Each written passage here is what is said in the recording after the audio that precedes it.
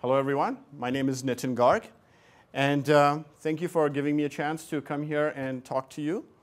What I wanted to talk to you today about was the new introductions or the new announcements that we're making today. So we're launching the next generation platform for MDS today. And just before I get into it, I wanted to give some background on myself. I have been with the MDS product line from almost the very beginning. I was part of the startup that was acquired by Cisco. I was a technical lead for MDS before I moved into product management.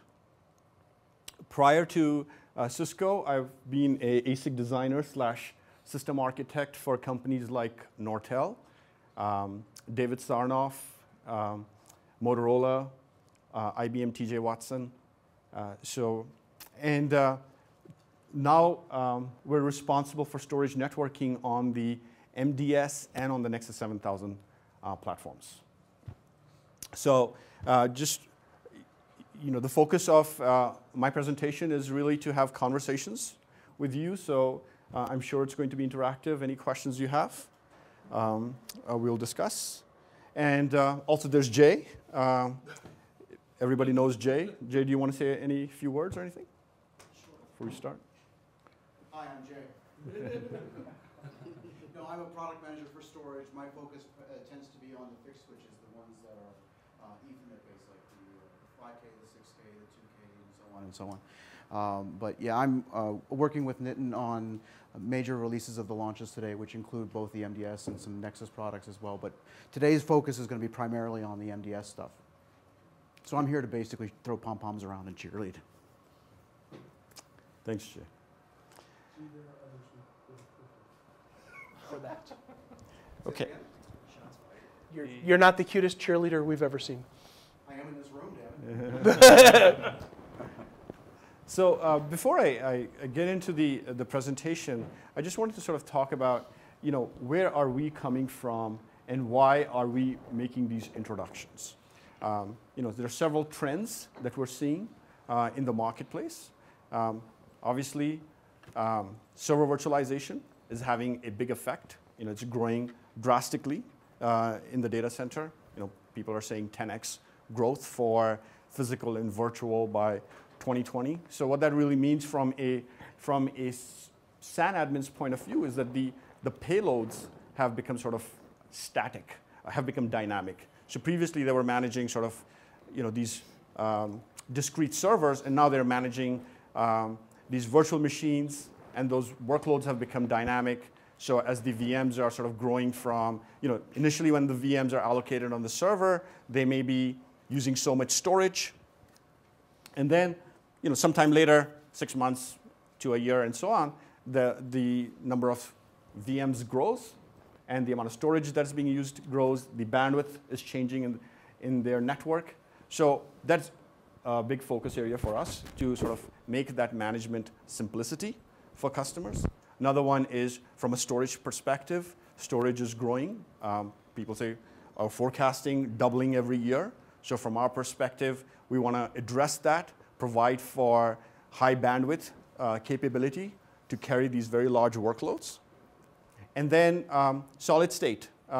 Customers are looking at moving to solid state, or customers are deploying, when I talk to customers, solid state devices or memories and arrays. And so this is something, in terms of enabling that, providing for high bandwidth, making the applications faster. So that's focus area. And then when I talk to many customers or multiple customers, what I'm seeing is customers are sort of taking their multiple data centers and putting them together. So customers are sort of talking about growing into large data centers. And what that really means is that they're asking for higher availability. So it's not just a matter of that, the availability, the applications are up. It's just that you're running now all your, so for example, like in the service provider market, I am seeing a lot of this kind of consolidation happening, and even with the financial customers and so on. And these customers are saying that I'm running all of these VMs and workloads in the same data center.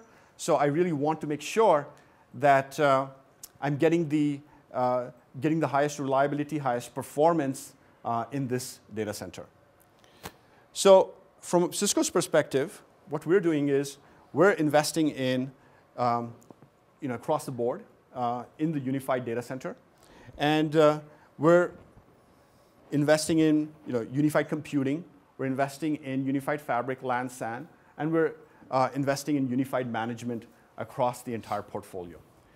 So that's basically a key focus area. Today, as Jay said, I'm going to be talking about MDS, but our point of view, and as we're driving this portfolio, this entire portfolio actually reports up to the same management chain, is to be holistic about this and to enable customers to mix and match and deploy any pieces of the portfolio in a very plug-and-play manner. So, just talking about the background of MDS. I think everybody here is familiar with MDS, but I just wanted to, before I get into the introductions, talk about the MDS platform. And that was introduced in 2002.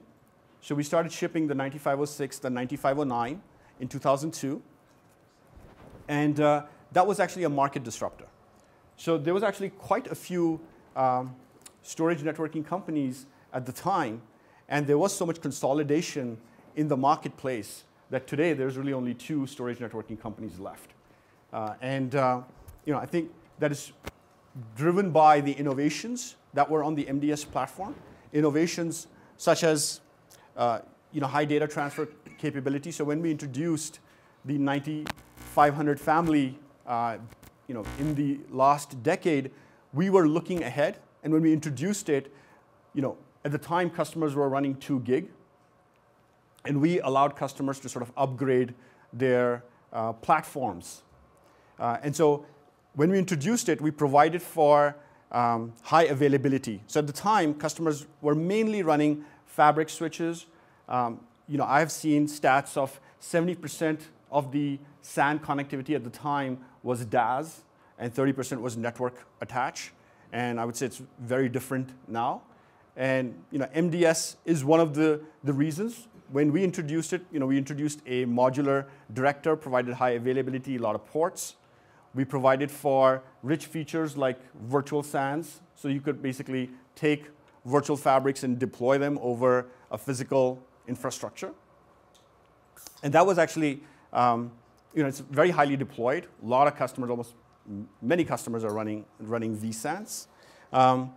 And the architecture that we used was intended to provide predictable performance. So it didn't matter whether a customer was connecting off the ports on the same line card or a different line card, wanted to make sure that we were providing predictable performance across the architecture. High availability was important for us. We provided for port channels, so you could have, let's say, 16 links in a port channel when you're connecting ISLs or interswitch links between switches. And you could basically have these links in the port channel be on any ASIC, on any port, on any line card, and you could bundle them across. So let's say you had a line card and you had a port channel through this line card, and if one of the links failed and you had all the other links utilized on that ASIC, it didn't really matter, or all the links on the port utilized, it didn't matter. You could just use another link on another line card and connect it in and then do load balancing again. So that was a key thing in terms of in-service software upgrade, which is considered standard for directors. We sort of were providing that. And then data protection in terms of when you have bad packets coming into the network, we drop the packets right there, and we don't pass the packets through the networks. So these were some of the key innovations that we introduced.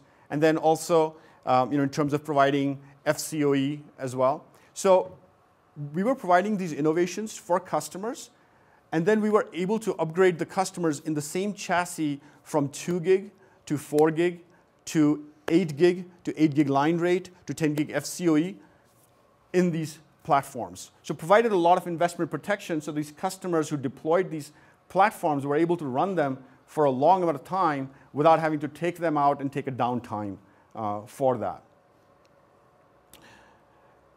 So this is the portfolio that we have. And what you see on the left-hand side is the fiber channel portfolio. So we have FC, if a customer wants to run FC, FICON, FCIP, they would run the MDS platform. If customer wants to do, or let's say they want to do FCOE as well, they would run the MDS platform. If the customer wants to do sort of pure Ethernet-based FCOE, they want to run iSCSI, they want to run NAS, then they would be using the Nexus platform.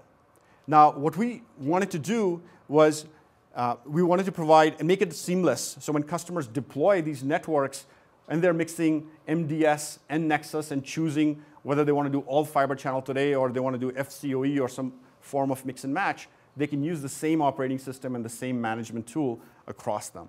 So for us, that was a key point that we drove. So NXOS is the same OS that is across these platforms. So when you deploy a feature, let's say interswitch links, port channels, it behaves the same way across these platforms.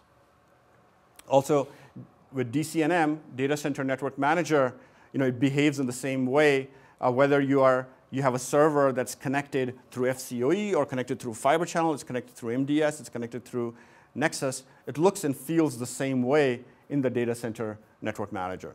So these were key, we feel these are key differentiators for us because when we compare this, or compare ourselves to the competition, the competition has a modular fiber channel platform.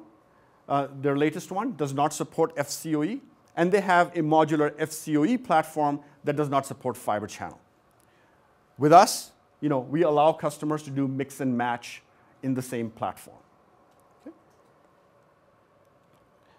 Now, what we're introducing today is the MDS 9710 and the 9250i fabric switch. So let me get into the details of the 9710. So the 9710 is orderable and shipping today. In fact, it has been shipping for the past week, and we're externally launching it today. It has 3x, so it has three key attributes that we want to highlight. First is 3x the performance of any director in the industry. Industry's most reliable storage director, and unmatched flexibility with multi-protocol innovations. So let me look at each one of these in detail. Here's a question. Is this replacing the 9500 series or just is a new tier above that? So this is not a replacement of the 9500 series. We expect the 9500 series to be there for a very long time. In our expectation, we support 8 gig line rate on the 9513 platform, which is actually a lot of bandwidth for customers, right? Because when I talk to customers, they're maybe running 1 gig, 2 gig. So 8 gig line rate is a lot of bandwidth for customers. And so customers, we expect, will continue to deploy 9500 for a long time. And we intend to support 9500, the 9513 for a long time. And customers can mix and match in the same network the 9710 and the 9513. So if customers have a 9513 in their network today, they can and they need to add extra ports, they could buy a 9710 and put it into the same network. And from our perspective, also to answer your question is, we continue to make software investments on the 9513 platform. So, as we come out with new releases, new features, we will be supporting those, some subset of those features on the 9500 platform. Okay. So 3x the performance. And the reason we say that is because on a per slot basis, we support 1.5 terabits per second. Now, when you compare that to the competition, they support 512 gigabits per second. So this is 3x the performance on a per slot basis that the customers can grow into. So it allows customers to grow into the future, this kind of high bandwidth per slot. With the chassis, we will be introducing a 48-port, 16-gig line rate fiber channel card. So that's 50% more line rate ports than the competition at FCS. So today, 50% more line rate ports than the competition on a per slot basis. Now, 48 ports of 16 gig fiber channel is 768 gigabits per second. Now, I told you 1.5 terabits per second. So the line card that we're shipping today uses 768 gigabits per second, but it allows customers to grow into the future. So as we will see in terms of the fabric cards, there are 6 fabric cards in the chassis. For deploying line rate 48 port 16 gig fiber channel, you need 3 fabric cards. Customers can insert more fabric cards and scale into the future. So when customers are ready to deploy next generation protocols, the next generation of the 16 gig fiber channel protocol, or they're ready to deploy, let's say, 40 gig FCOE, 32 gig FC, customers will be able to grow into that using this chassis. Just by adding fabric cards, if they have some slots open, insert the next generation line cards into the chassis. So it allows customers to grow, to insert this platform into their data center and then grow over time, just like they've been able to do with the MDS 9500 family. Sorry. This is probably an ignorant question. I'm just not as familiar with this as a lot of people. What's the hard limit? Is there a hard limit on the backplane for this chassis? So it's 1.5 terabits per second is what we support on the backplane. Total for all slots? Across all the slots. Okay. Yep. Thanks. Good question. And also, what we'll be supporting at the end of this year, or in the second half of this year, will be 48 port line rate 10 gig FCOE line card. So now, when you compare this to the 9513, in the 9513 today we support 8 ports of 10 gig FCOE. This is 48 ports of 10 gig line rate FCOE. So 600% more density per slot of line rate ports that customers can deploy for FCOE with this platform. So, for customers that are sort of looking to, take their unified fabric infrastructure, connect it to, let's say, a fiber channel infrastructure, they can use this card and get very high density of FCOE connectivity into that infrastructure. Or if they wanted, just deploy FCOE arrays and so on, this is very high density FCOE that will be coming on this platform.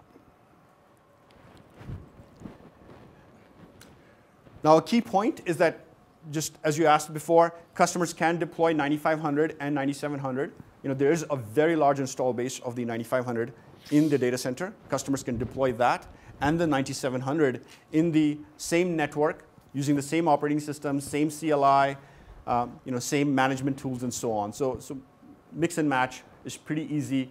Consistency of operations is maintained for the SAN admins. Any comments? So this runs exactly the same OS as the current versions of the hardware.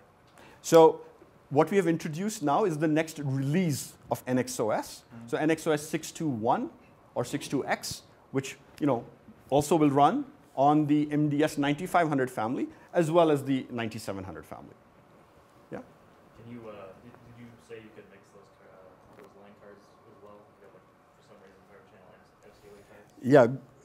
Sorry. So good question. Good question. You cannot mix and match those cards because we've provided so much investment protection for customers with the 9500 family that at this point we really had to take the next leap forward and provide a whole new platform for allowing customers to really scale up to the next level. It wasn't just about incremental growth anymore. It was just allowing customers to just jump. So if you get a 9710, you got to pick. You're going to put either native SC or FCOE cards in there, one or the other. Is that what you're saying? Oh, no, sorry. Apologize. I didn't understand your question. I thought your question was, and actually I was told this, I should repeat questions, and I did not repeat the question.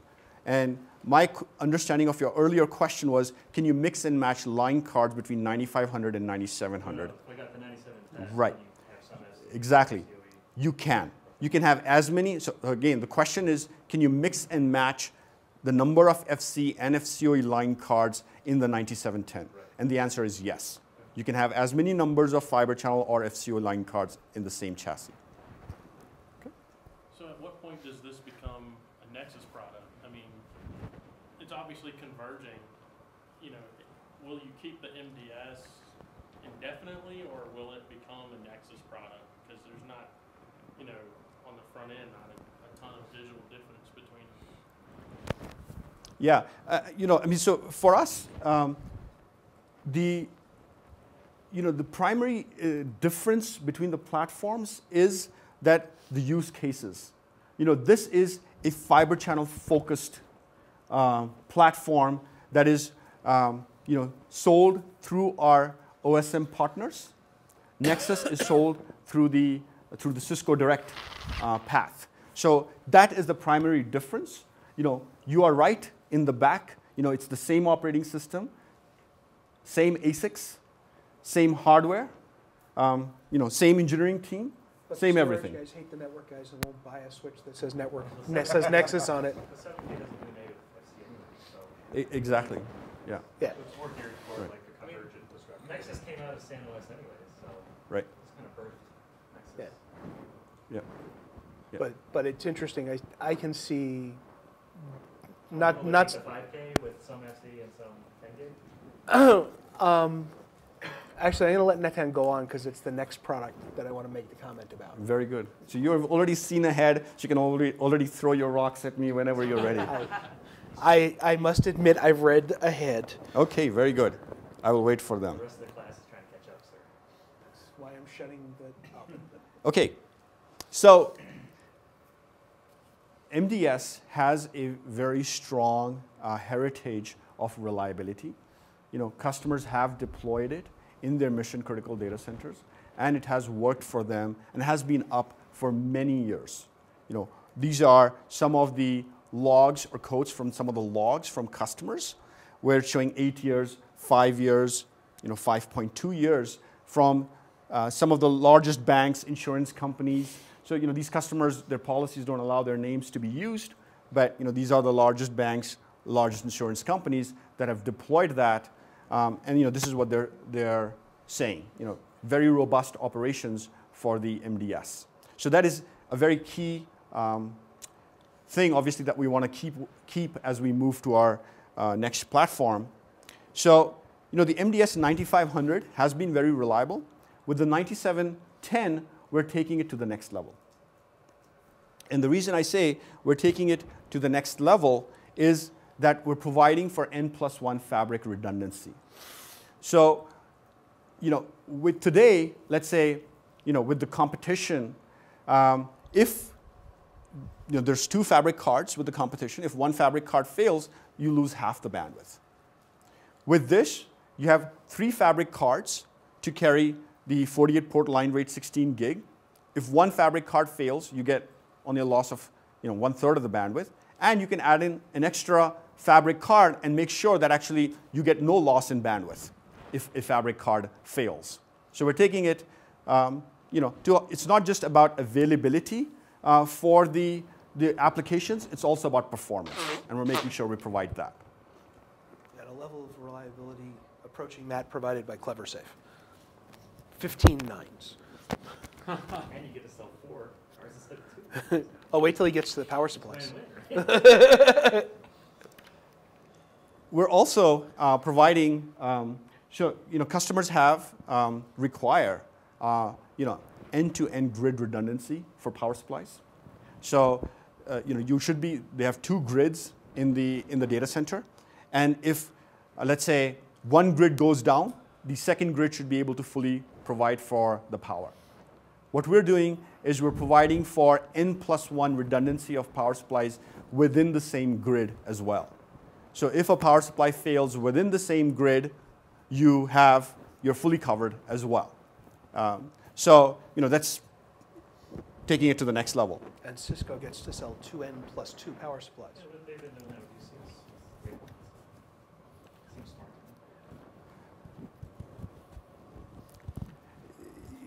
again, I think let's not get focus on the pricing aspect of it, because because the elements, these power supplies and fabric cards, in the overall scheme of things are not that expensive. The point is, what is it that it's providing you, the capability it's providing you, really. In-service software upgrades, just like it's there on the 9500, is available. And then reduced failure domain. So just like today, we have, we drop bad packets that are coming in. We drop them right at the ingress of the switch, ingress of the network, and we don't pass them through. So, which is also a key differentiator for us. We don't pass bad packets through our switches. We maintain that. The other thing that we're introducing is we're providing for automatic management server failover. So if you have, let's say you are managing your network and you're a SAN admin and you're a client and you're using the data center network manager, which is running on a server, if that server fails, you automatically will switch over to the backup server, and there will be no disruption in your monitoring capability. So we're providing for high availability from a manageability perspective as well, which is also a differentiator for this. That's a software upgrade on the DCNM side, right? It's not an upgrade on MDS side. That is perfectly correct, but it's hand in hand, because they're different. Just like I talked about earlier, we're investing in unified fabric, unified management, unified sort of computing to provide a holistic solution to the market. It's not just, okay, we fixed the hardware here, but forgot about the management. We're providing a holistic solution. Yeah. So, and this is, talking about the flexibility, where your question was, can you mix fiber channel and FCOE? And yes, you can mix fiber channel and FCOE as much as you need in terms of line cards in the chassis. So which provides you that flexibility that you were talking about. We will be supporting FICON in the second half of this year. So that'll be supported on the 9710 as well. And then, vSANs and inter-vCAN routing, just like they're deployed today on the 9500, will be supported on the 9710. We will also be looking to support Cisco Open Network environment, so Cisco One, on this platform as well. And I have a follow-on slide to talk about, what we are sort of thinking of for this. I have another question on the exchange. You can mix and match the different line cards within the MDS. Can you also match cards from the 9500 series with the 9700? Right. And so this was the question that I had answered earlier, misunderstanding the earlier question. And the answer is that, so the question is, can you mix and match cards between 9500 and 9700? Yes. And the answer is that on the 9500, we already provided for so much investment protection that we really had to sort of take the next leap forward and provide for that next level of scalability and performance for the customers. So we're not able to sort of mix and match those cards because we're sort of gone to the next generation architecture here, and next level. No. Yeah. Okay. Yes, sure. Okay, we're also introducing the 9250i, Howard. And it has, this is actually a pretty innovative platform, because what it does is it provides storage services for both your fiber channel and your FCOE infrastructure. So it has 40 16 gigabit fiber channel ports. It has 8 10 gig FCOE ports and 2 10 gig FCIP iSCSI ports. So customers can sort of run their storage services in this single platform. And the kind of services that they can run are FCIP SAN extension. So customers that are looking to do backup, tape backup, so where customers, large customers may have centralized their tape backup environments, so they're doing backup and they need very high bandwidth pipes, because when you're doing backup, it pretty much is running during the day, during the night time, because it's using your storage array. So the amount of time that you have to do the backup is fixed. So by providing 10 gig FCIP links, we're allowing customers to move much more data in the same amount of time.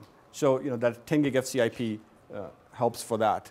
And then also, we're providing for Data Mobility Manager. So DMM is today supported on the MDS 9222i, and it allows customers to migrate data heterogeneously between arrays. So you can migrate data between heterogeneous arrays, so arrays from different vendors.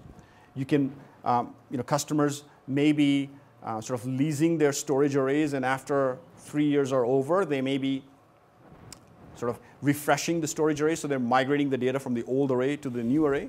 They can use the DMM on this platform to do that.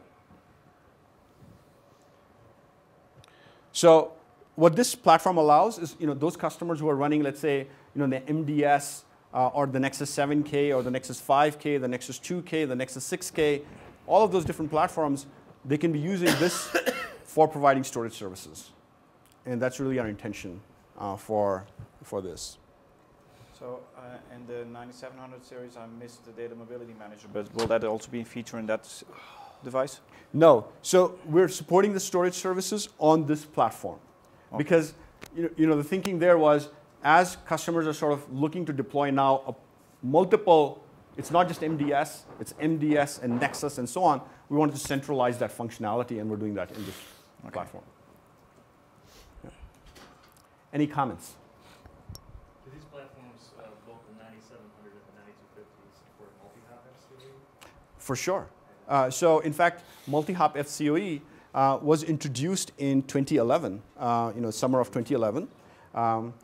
Nexus 5K was introduced in 2008, right? And then in 2011, we sort of introduced FCOE on the Nexus 7000 on the MDS. So now, at that point, we started supporting multi-hop FCOE, from servers to Nexus 5K to Nexus 7K to MDS, all across any mix and match. We started supporting it from that point on. And these newer platforms will keep doing the same. At the end of last year, we also started supporting it from UCS. So UCS Fabric Interconnects can support northbound FCOE as well from there. So is DMM an extra licensed feature, or does that come standard with that 2250? So DMM is a licensed feature on this. It's a good question. What this will come with is this will come with the base of 20 ports of 16 gig fiber channel and the FCOE and the 10 gig FCIP. So no need for licenses for that. There is one hardware upgrade license to go from 20 ports of 16 gig fiber channel and add another 20 ports of 16 gig fiber channel. And we're looking for availability for this platform in the second half of this year. Okay. Any other comments?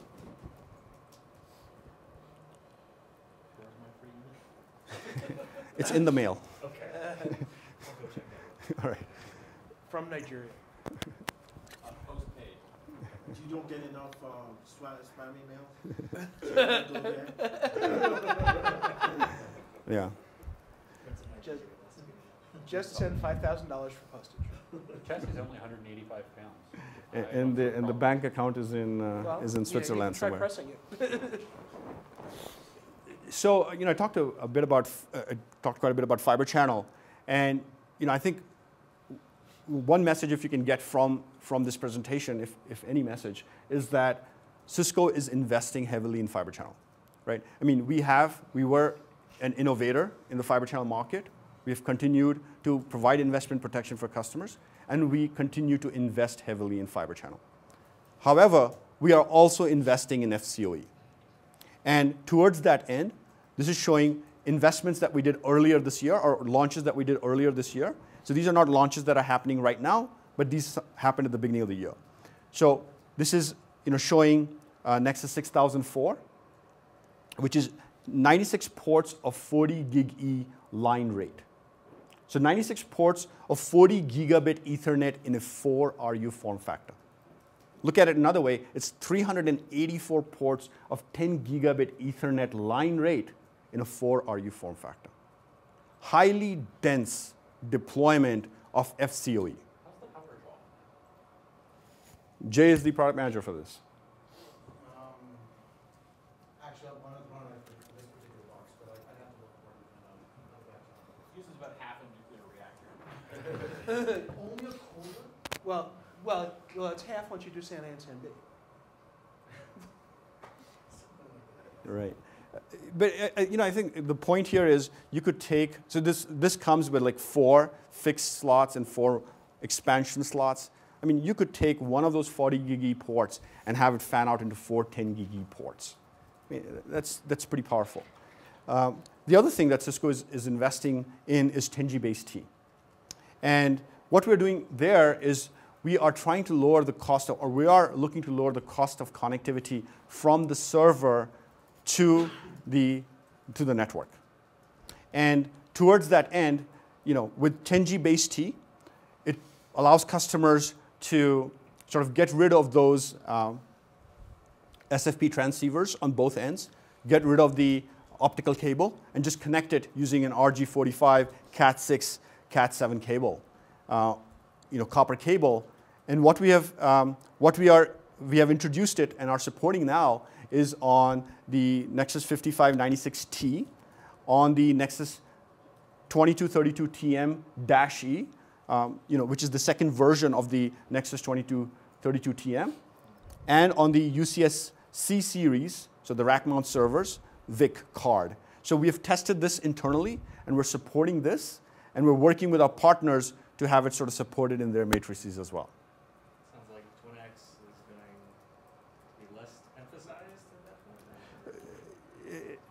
at that point. Again, I think, Jay, do you want to add any comments to that? So the comment was about 10G base T vis-a-vis TwinX. Okay, so TwinX is, you're talking about the 1.35710. Typically, TwinX is cheap but very distance limited. Right. So one of the things that we have in terms of the cabling with 10G base T versus TwinX is that you really have different use cases. So one of the sweet spots for 10G base T is actually a little bit more distance. You have with up to 10 meters with TwinX cabling, and they're fixed forms. 10G base T allows us to go up to 30 meters and run FCOE. And at the same time, we can do variable lengths in between. So it actually hits a sweet spot between the TwinX copper and the optical SRs. The other advantage has to do with the lower capital expenses, not having to buy transceivers. So the actual cabling itself is a couple dollars, give or take, versus a TwinX cable, which is a higher CapEx cost. The trade-off then is the power draw for operations. So traditionally, since we're pushing, you have to push that kind of power through that kind of distance, the operating expenses can be a little bit more for 10G base T than it can be for TwinX. So the TwinX is 0.1 watts per power per cable, and the 10G base T is roughly between 3 to 5 at 40 nanometer, for that cabling. And so it's also requiring Cat6A or 7. So there's no panacea here. There's no catch-all for everything. So it's kind of going with both depending on the use case. Right. And the thing is that from a server's perspective or a storage perspective, it doesn't make a difference. It still sees the same thing, right? Upper layer protocols don't care about the underlying cable. So you could have really low power in certain parts of the data center. You could have really low cost for a lot of top-of-rack connectivity or even middle or end of row. So you can mix and match your cabling needs according to the best case for that type of approach.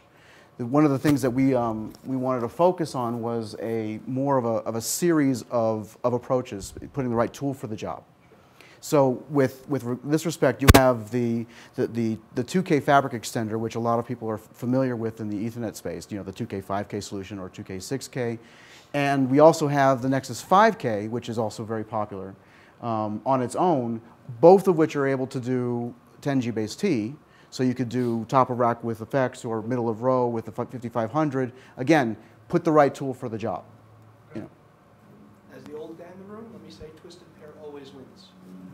Just like Ethernet always wins, eventually we're going to go to twisted pair.